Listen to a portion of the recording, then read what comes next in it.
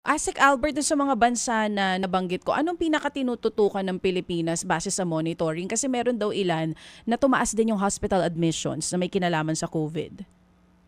Lahat po sila DJ siya, Mm. iniisa-isa natin 'no. Yan po yung, tinatawag nga namin na IHR, International Health Regulations sa focal point.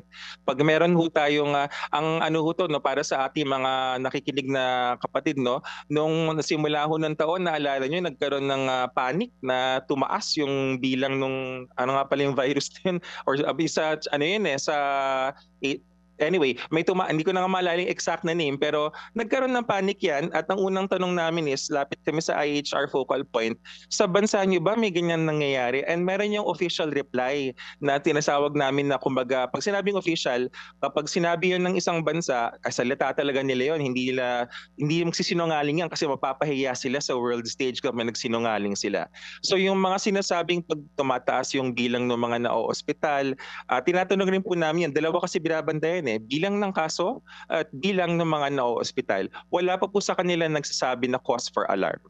So dito sa mga nabanggit na bansa, dun sa mga nagkaroon ng COVID, so far, okay po lahat. Kumbaga gumaling din. Walang pumana, wala pong ganun. Yes po, gumagaling rin po sila, and yung mga sintomas ay mild. So 'pag sinabing mild, hindi ho nagkakaroon ng difficulty of breathing.